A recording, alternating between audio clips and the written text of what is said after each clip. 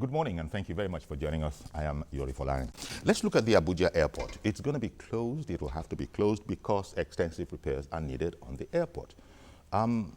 Shutting down the only airport in Abuja, shutting it down because of this, why is that happening? Of course, it's been explained, as you know by now, you must have been reading the press, that Julius Berger has explained that this is not sort of a patching affair. The entire runway is in a state of disrepair, and so the only way to go about this thing properly is to shut the entire place down and then fix it, and it'll take 6 months, 6 weeks, 6 weeks or 6 months. But my guests this morning are experts in the area, and we're trying to find out what effect is this going to have. And by the way, how did things get this far gone? Those are some of the issues that immediately jump to mind. How did it get this far done so that we couldn't just quickly repair something overnight and then the planes continue tomorrow? Now we're being told by the experts that no, you must shut it down entirely. I'd like to find out from people like Group Captain John Ojikutu, retired, Secretary General, Aviation Safety and Roundtable Initiative. Thank you very much for coming on, Group C. And Chris Aligwe, he's an expert and aviation consultant. Compliments of the season to you both, gentlemen. And thanks for coming on, Chris. Happy New Year. Indeed. But where we're being happy, in the aviation sector, surely they can't be as happy. But let me start with you, Group Captain. Shutting down the runway, which means shutting down the airport, this is not... How can you explain it? Whose fault is it? How did things get that far gone? The shutting down of Abuja Airport runway is the fault of everybody. I see. Every Nigerian. It's a fault of every stakeholders, as far as I'm concerned, in the industry. Okay. Both the operators and the regulators. You don't build an airport or a runway without a maintenance program. Every runway that we have been taking as examples outside this country, they have maintenance program. And the maintenance program means that at a particular number of landings, you must do a kind of maintenance program. Additional number of landings you must do, just like you do on aircraft. After 3,000, 5,000, 10,000, 20,000, you are doing maintenance program as you are going. Mm-hmm. And it is very easy for you to be doing maintenance program in the night and aircraft line in the morning, just like example they are giving. But very unfortunately, for the past 30 years that the runway has been built, and that is the example you find with even the one they did in Lagos a few years ago, the same example you find with what they did in Port Harcourt. The whole runway has to be closed down for aircraft to land. For 34 years, you have been flogging this aircraft. No single maintenance was done on it. There was an attempt made in 2010. Mm-hmm. When they came up, it was then they were even talking of second runway. I mean, the issue of second runway should not even come in at all. How many aircrafts are we landing in these airports that we are talking of second runway? Mm-hmm. Compare the number of landing in Abuja to what is happening in Gatwick. We are nowhere near 50% of what is happening there. So our problem, just like we don't have a maintenance culture for any government facilities. Exactly. Now, that is exactly what has happened in Abuja. Okay. In 2015, they made another move to do that. They didn't do that. And that's why I say I'm really very disappointed with the members of the National Assembly, that every time this issue comes up, they must find a reason. And for me, as far as I'm concerned, it's for their own comfort. But let us save the public. Exactly. Because safety, we often hear unfortunately that, look, for them, aircraft travel it has been described as actually one of the safest way to travel. But that probably means all other things being equal. Now this, Chris, this maintenance culture that's come back again, I thought we were out of the woods in this area. We've had a few mishaps. You would have thought that, quite frankly, I was surprised when I heard that things had been allowed to go that far gone. Is it this whole maintenance culture that has dogged us through the year? They say Nigerians, our problem is we don't have a maintenance culture. Is it just that, or what's going on here? It's not just not having a maintenance culture. Like he said, he did nail on the point. It's the failure of everybody. And particularly For me, like he's holding the National Assembly, the first responsibility. I also hold them responsible for the first thing. Yeah, we may have a different point in terms of second runway. I believe that the rate at which Abuja is growing, a second runway is necessary. With our poverty maintenance culture, a second runway is necessary. If we didn't have 2 runways in Lagos, Lagos also sometime would have been closed, just the way Port Harcourt was closed. But let me tell you, first and foremost, it's a pity that hula baloo about all these things, because members of the National Assembly are affected, it becomes political. The closure of runway is the business of the regulator. The regulator says this runway can no longer guarantee safety. He closes it. But because of the nature of Abuja, it's the seat of federal capital and everybody is there, that's why the minister is coming into it. Otherwise, when Port Harcourt was closed, the minister didn't come into it. It was just say they considered it, both FAN, then NCAA, considered that this was no longer safe for operation. They shut it down, and the minister didn't say anything because it is a technical issue. And what the Act, NCAA says, is that there should not be any interference in the area of safety regulation. So closure of Abuja runway, or any runway for that matter, is a safety issue. So it is in the purview of NCAA. I'm sure, I know, let me not say I'm sure, that NCAA did recommend that closure, but because of the high sensitivity, it had to go to the minister, because the minister has to explain that this is the situation.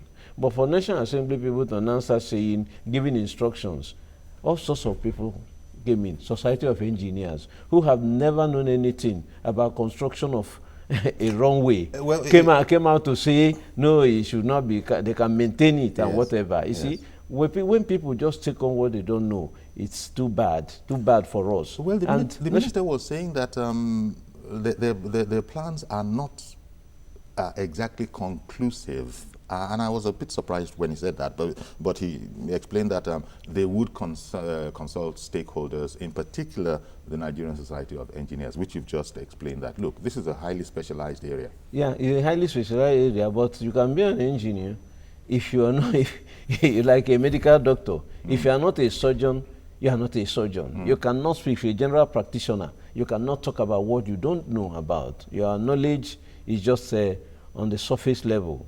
And I'm saying, if you ask any of the engineers, what calculation, what's the strength of a runway that will take an A330, they won't give you, they won't know, they don't know.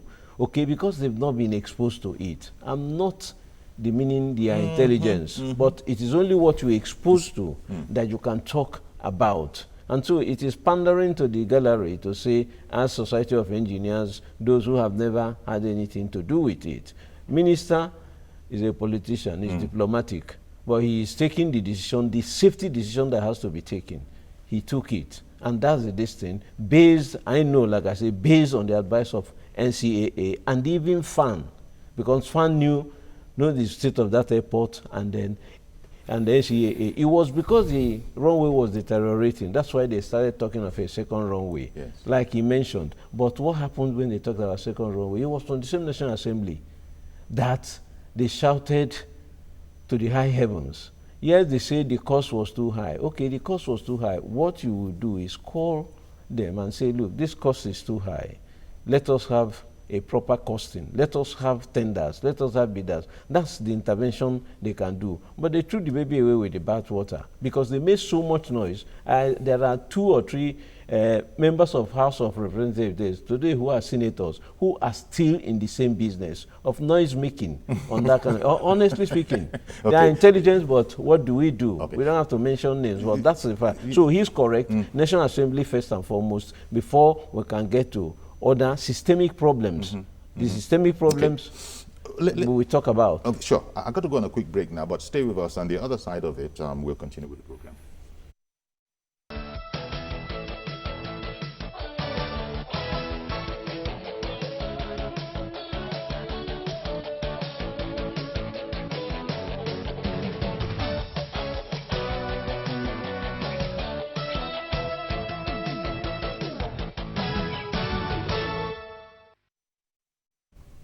Okay, welcome back. We're looking at the Abuja, the runway of the Nnamdi Azikiwe airport in Abuja, and they need to shut it down in order to do a thorough job on it. And in the meantime, we'll be going to. So you need to go to Abuja. You're going to have to. Your stop is going to be in Kaduna, and then you motor or helicopter. So really, how will this impact aviation, especially towards Abuja and out of Abuja? I have a problem with Kaduna. Okay. Yeah, I have a problem because of the distance. The landing facilities in Kaduna compared to what is in Minna is almost about the same thing. The only problem Minna has is the terminal building and the road between Minna and Abuja, which is in a very bad state. Kaduna on its own hasn't got a good terminal to accommodate the same number of passengers we are looking at. But looking at the distance between Kaduna and Abuja is almost twice the distance of Minna to Abuja.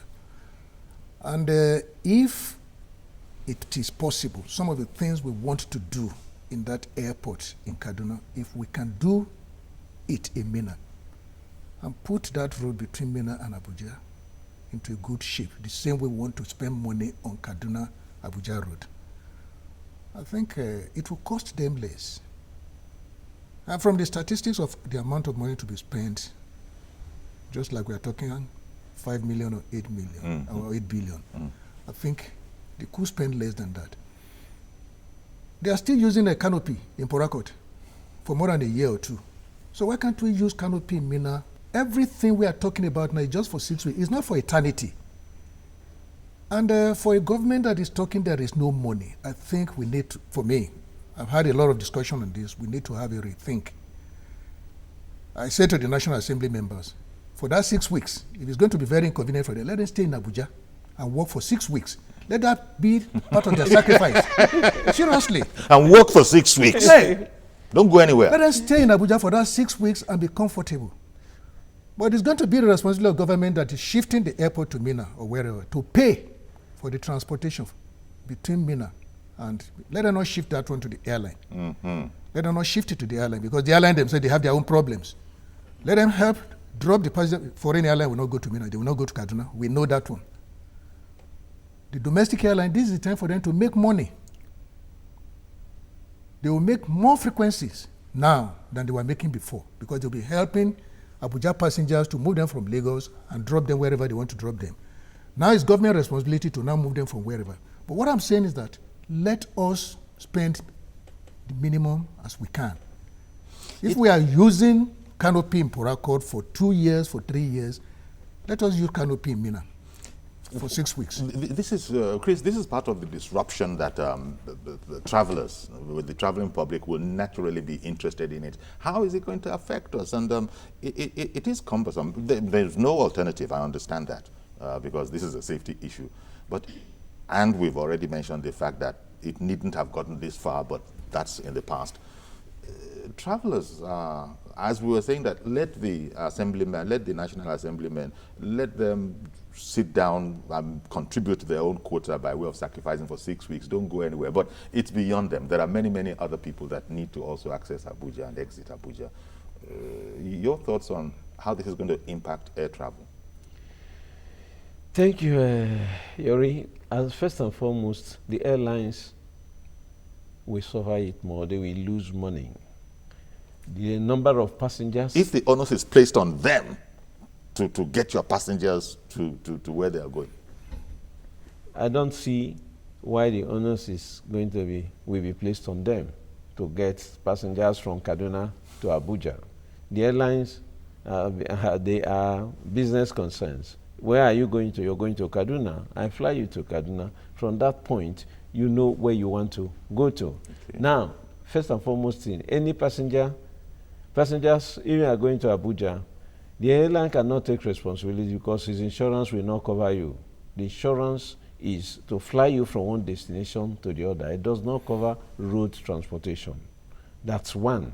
So what is likely to happen is that people who have no serious business in Abuja will cut off going to Abuja. You will see that the figure of people going to Abuja via Kaduna will drop. That's why I say first and foremost is the airlines, they will lose revenue. Okay. Having said that, the government is doing everything to make it possible to go. When Port Harcourt was closed,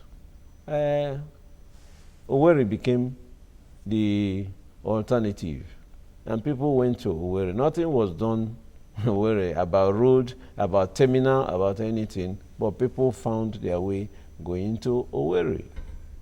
And that's why until Port Harcourt was eventually opened. Now, like you said, Port Harcourt is opened. We have not even done anything to get Port Harcourt to be what it will be, what it should be. I know they voted some money. The minister was talking about terminal buildings, so our contractors will go back to work. But the fact of the matter, Port Harcourt Airport has given this country a bad name. True, it was one of the worst airports.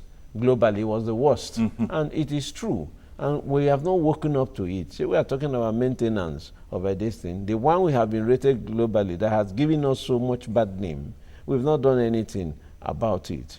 Okay, so Kaduna, I differ with Mina. Really, Mina was built as an alternate to Abuja. That was what happened. It was not Kaduna. Mina was built as an alternate. But for many years, who went there? Who goes to Mina? This thing. So what we're looking at Mina, we are looking at it on the surface, because it is by the time you get there, you find out because it has been left for so long a time, things have not gone well with Mina, and you will need so much more work to be done in Mina than you would do in Kaduna. Again, look at the traffic. Yes. Mina does not attract any traffic. If you compare the traffic going to Kaduna under all normal circumstances, vis-a-vis Mina, more people go to Kaduna. So in terms of traffic, because you move towards where there is market, the airlines will be happier to go to Kaduna than to go to Mina. They going to Mina, they will lose more money than they will lose going to Kaduna. So there are so many of these considerations. So many things to think about. Let me take Hakim calling in from the UK. Good morning, Hakim. Good morning. Thank you for calling in. Go ahead with your comment, please. Yeah, I'm wondering, why can't the airport, why can't it be done at night? Because in the UK, when they refurbished Heathrow Airport was never closed. It was at night. They do the work, and early in the morning, they move off site for the plane to come in. And if that is not a feasible option, why can't they build the second runway? And then while the second runway is constructed, when it become operational, then they go back to the first runway and do the job. Why moving people to Kaduna?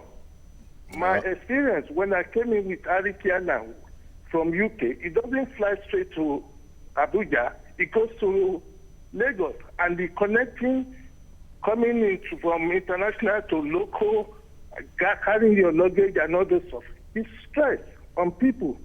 I don't think what they are doing is a feasible option. Whether Mina or Kaduna, I don't think it's the right way of going about this thing. Okay. Thank you. Okay, thank you very much for calling in. Well, I don't know how much you've been following the story and the news reports, but you did bring up, you compared with Heathrow and how they could work at night and clear out in the morning and then business could continue. But that has been said to not be a feasible option here. The damage is much more extensive than that. You can only do that for the equivalent of little potholes. Which I'm just using that terminology, but this is serious business, and the construction experts have advised that the only way to do it is to shut it down, because the thing is bad from beginning to end, right? So that would sort of explain, but really, is there need any more to say about that, since he has seen what goes on in Heathrow and he's saying, why can't we do like that? That sort of explains that. That's what I said initially, that a lot of us quote what happened in other countries. We quote Heathrow, we quote Gatwick. They have maintenance program for the airports. They have maintenance program for the runway. And this maintenance program depends on the number of landings. After this number of landings, Yes. you do this maintenance program. You don't allow it to get to the level where our own has gotten into. For the past 30 years, we've never done any maintenance on that aircraft for the number of landing that has So been made. it's not that we don't have a maintenance program, it's that we don't follow it, right? If you have a maintenance program, you don't wait until it has gotten to this stage. We will have done course. one or two before, but we haven't done any. We haven't done any. Heathrow does it. The number of landing in Heathrow is more than the number of landing in the 22 airports we have in this country annually. It's much more. So they have all those things, they have it at the back of their mind. That if you have this number of landing, you have to do certain things. We have not been doing that with any of the airports. And that's why when it gets to that level, we shut down the runway. Lagos was lucky because it has 2 runways. Kano was lucky when they were doing the one in Kano because it has 2 runways. But when it happened in Port Harcourt, the whole airport was closed down.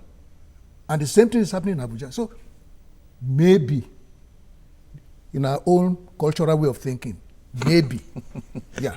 Maybe they need a second runway. Okay, but then... But this is not a matter of culture. This is a matter of life and death. This is a I matter know, of safety. because that's the culture we have. Yes, yes. We are always used to wanting a reason to spend money.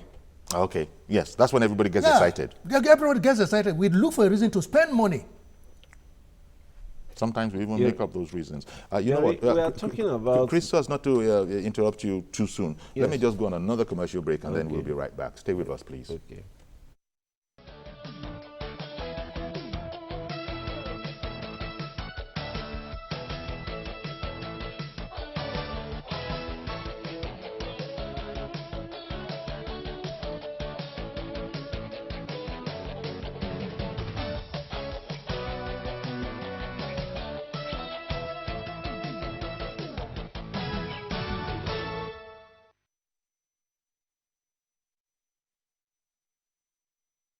Okay, welcome back. I understand Mr. Ide is on the line. He's calling in from Sulere. Good morning.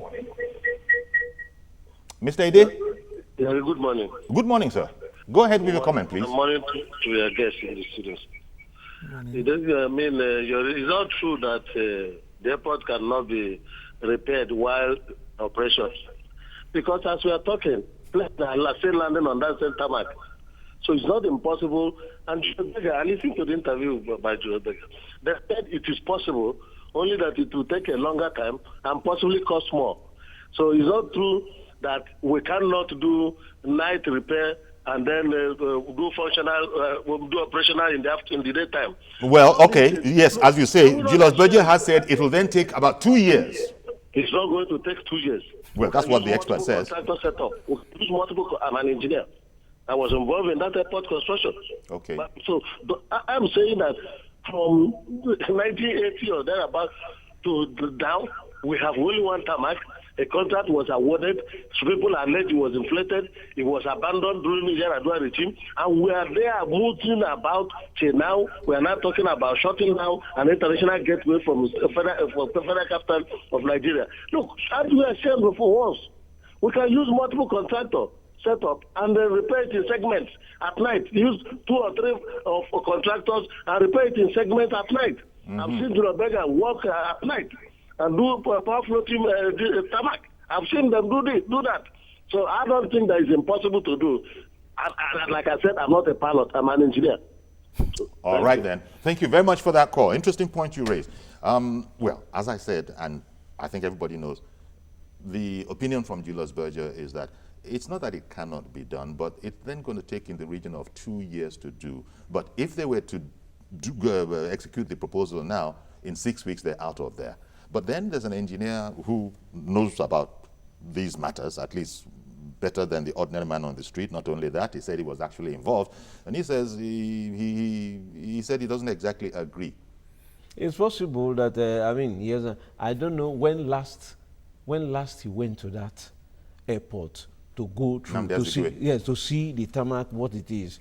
It's in a state of total disrepair. The minister, in his presentation, had every segment of that airport. He showed it, he took it out, and if you saw it, you'll be so ashamed of yourself. So people who are saying, yes, you could have been involved, but how long ago, when last did you go to look at that tarmac? Well, he did talk about, this contributor talked about you could have a multi-contractor segment.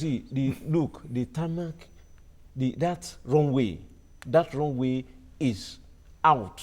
That's the truth of it, and that kind of a thing. So I don't want us to dwell. As far as I'm concerned, closing it is one of the most responsible things to have to do. Captain, and this thing. sorry, your thoughts on that? I think when he made one assertion before he finished that he is not a pilot. No. So he's a contractor. He's not a safety No, he said man. he's an engineer. He's an engineer. He's not a safety man. If he listened to what has been happening in Abuja, a couple of weeks, months behind, about 2 or 3 aircrafts have damaged their undercarriage on that runway. I see. We Okay. Yeah, about 3 foreign aircrafts.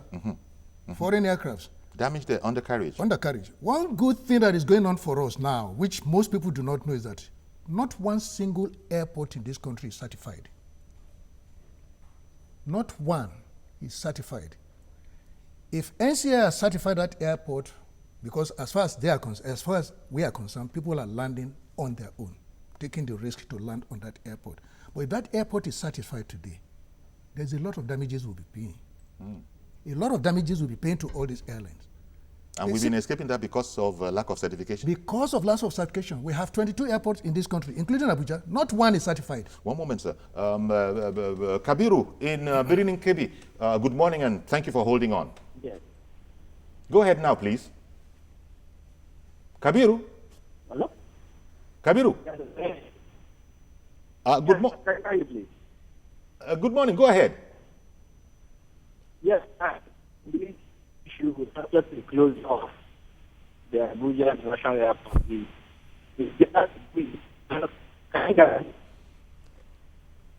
better to be once and for all than to be doing it in fashion. Because Nigeria actually has an issue of enhanced culture.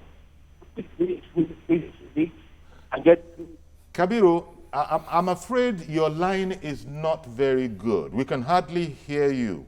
It must be your network. See if you can redial. I'm sorry about that, and thank you very much for making the effort. Non-certification of any airport, that's shocking because, again, technically, you might know that well. It doesn't mean all is lost, but the ordinary traveler who doesn't know anything about it apart from paying his airfare, he's going to be shocked that, what do you mean?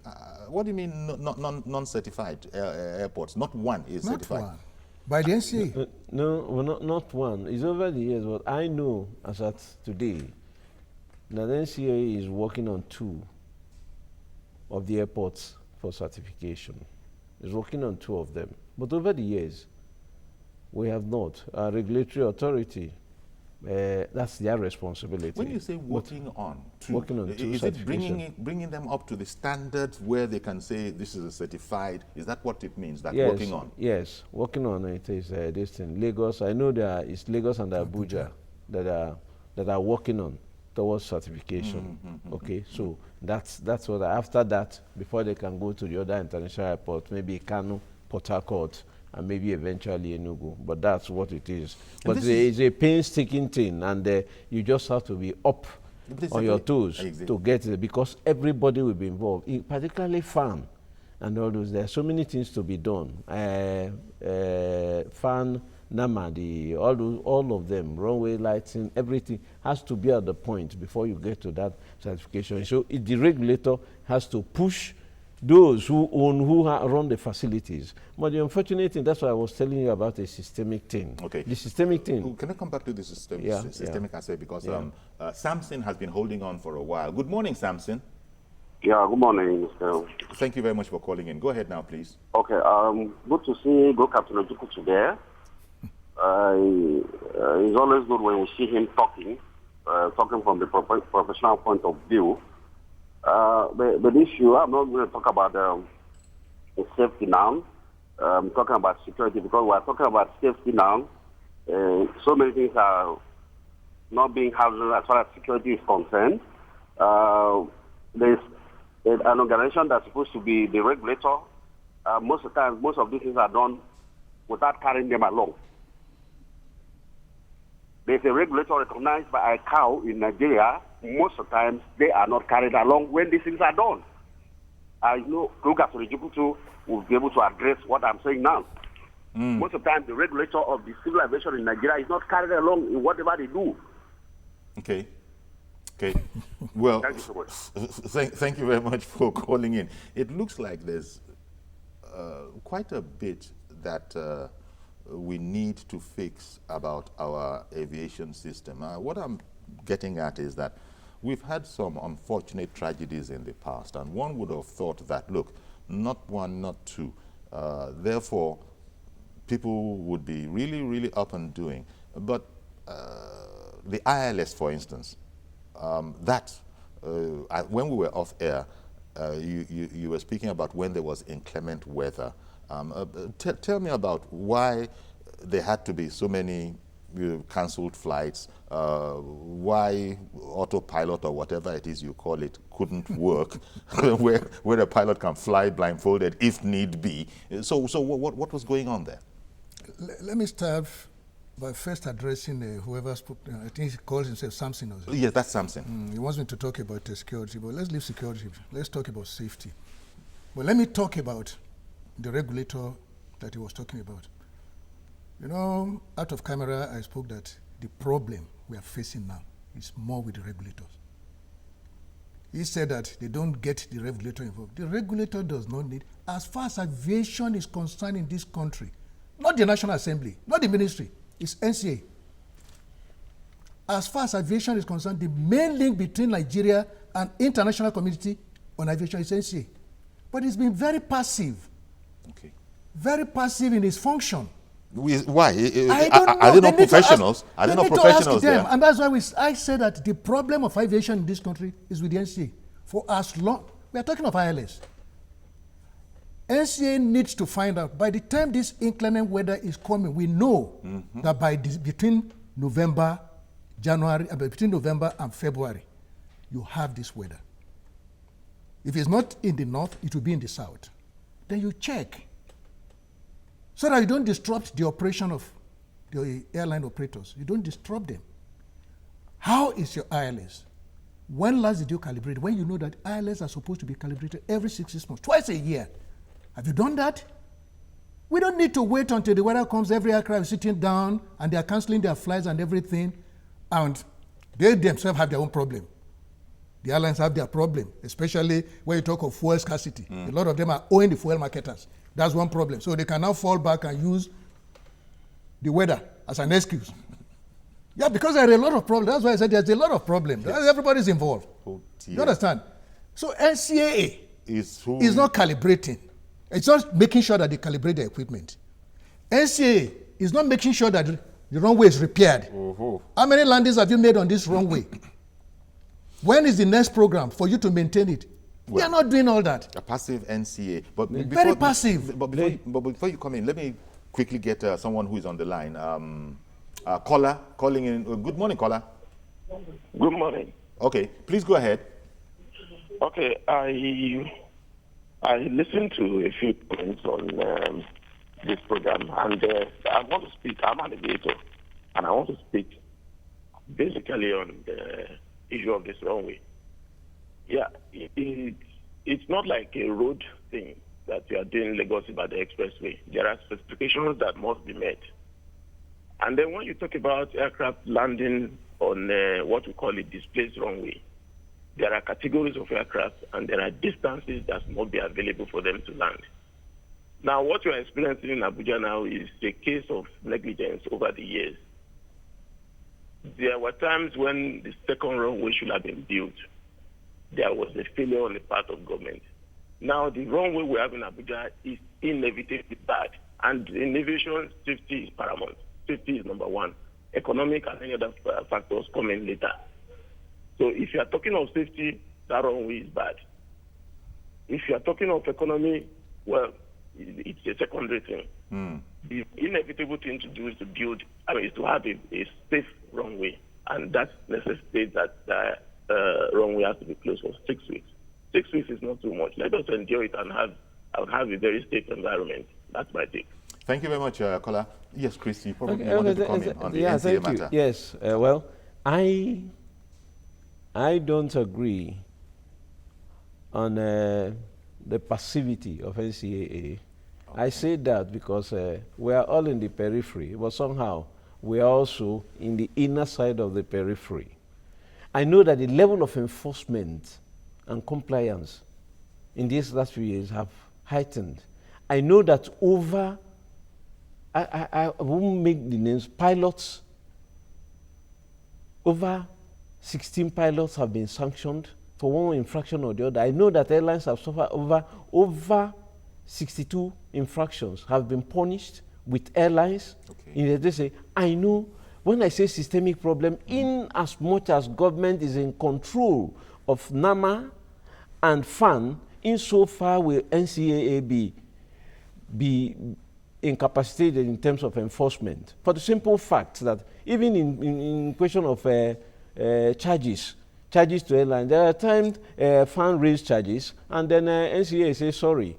This was even under the moon. Sorry, we can't do this. This is what it is. While they were discussing it, FAN went to the minister and got approval. And the next meeting, FAN says, sorry, we won't continue. We have approval from the minister. So, in as much as government is in control, insofar this thing will be weak. It's only in the area of safety regulation that they don't come in. They dictate to come in. But in most other areas, I don't believe in fuel. Government cannot even control fuel marketers, let alone NCAA controlling fuel marketers. So there are issues when you say government being in control is part of the problem, I mean, if government, the appropriate sector of government has professionals there, you know, experts, not just a Yori Folani, for example, because he's well connected. That you have experts. That is if and only if. But as of today, is a counterfactual conditional. It doesn't work. They don't have. It's not there. They don't have it. Okay, I got to go. I got to go. I'm going to. But when I come back, you'll continue. I got to go for another commercial break. Stay with us, please.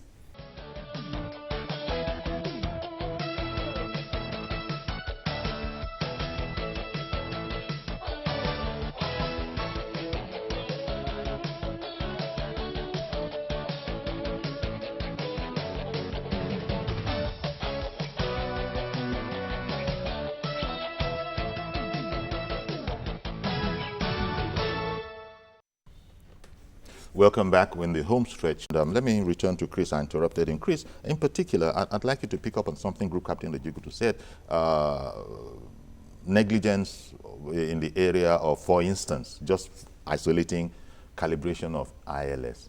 Now, how can that be? He said, as an expert, that everybody knows in the sector that this is something you do twice a year.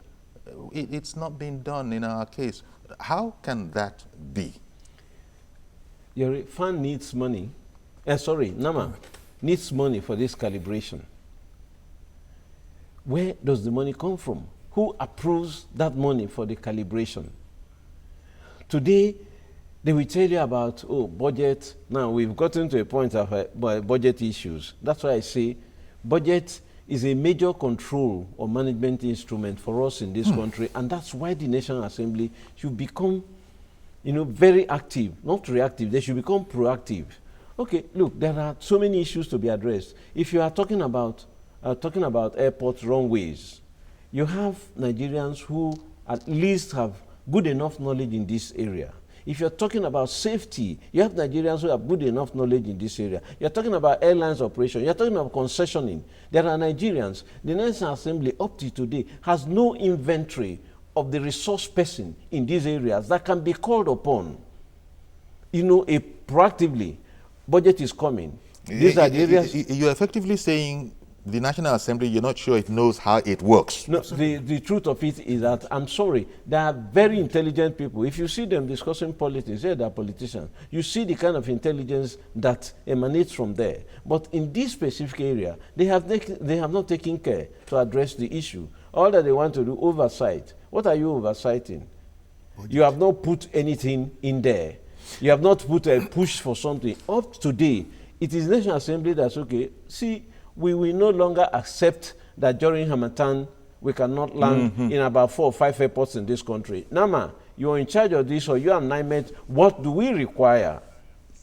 What do we require to make sure that we have 0 landing facilities in 4 or 5 airports. Go and give us the costing. We will not approve this budget until we have seen this, and we approve it as part and parcel of the budget. And then that becomes an issue for oversight. So it looks like we don't know enough to even do that. Yes. Right. Let me take someone calling in from Sanusi is calling in from Zaria. Good morning, Mr. Sanusi.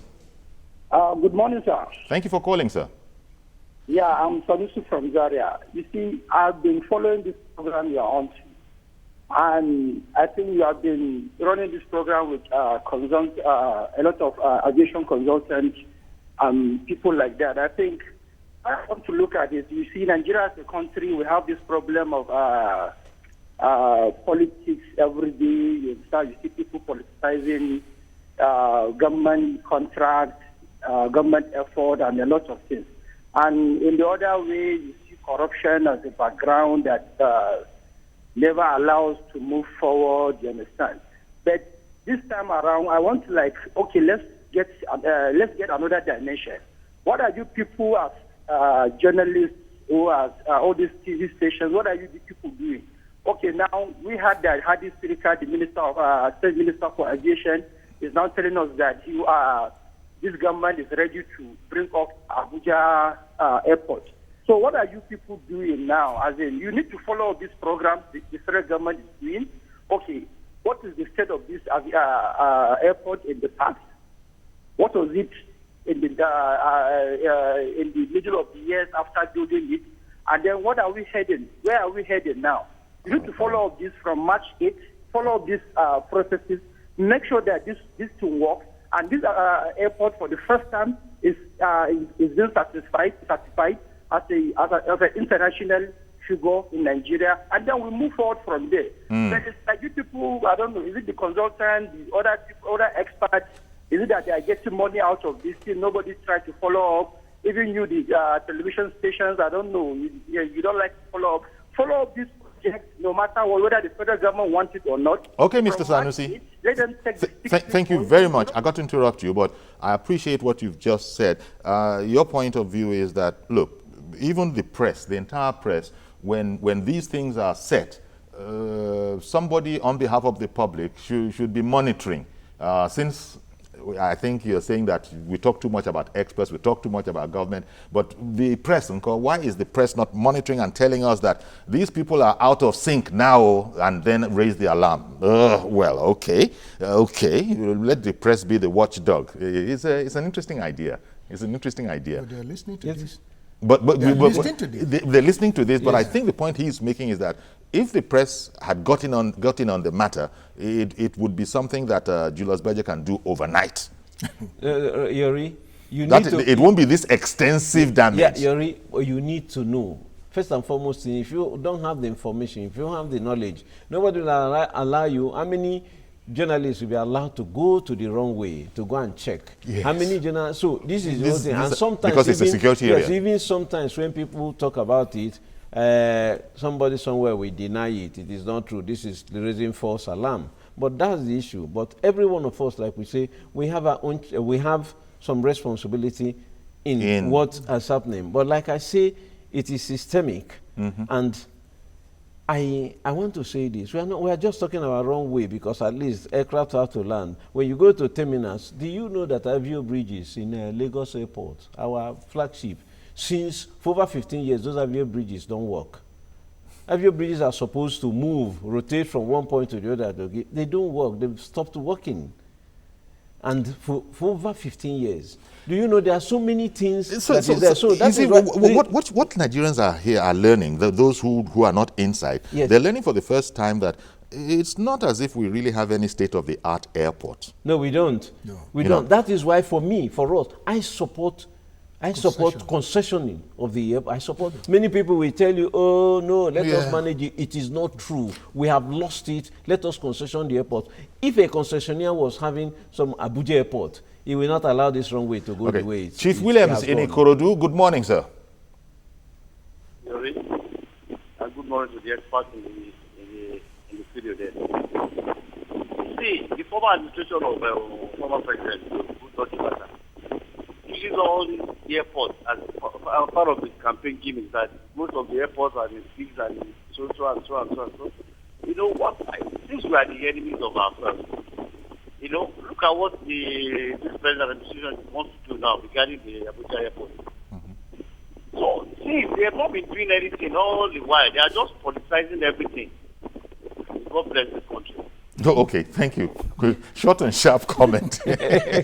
Now, it's important to remember that, look, all of this disruption is going to be for 6 weeks. But even at that, it's really egg on our face. It's an embarrassment that's probably our best airport, you know, or, you know, we certainly should. It's the one in the federal capital, and it's going to be shut down. The whole world is going to know about it, and then, embarrassingly, they're going to know why Nigeria has to shut its one of its main airline down for 6 weeks because they let it go into a state of disrepair, such that they must now do a comprehensive job of it.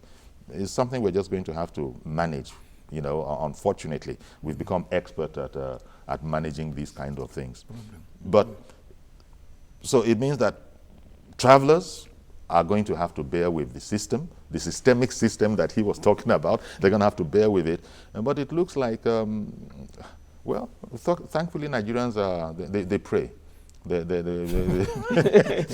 Nigerians pray because it's disconcerting to hear that not one airport in Nigeria is certified. That's a bit troubling. But it doesn't mean that they're unsafe.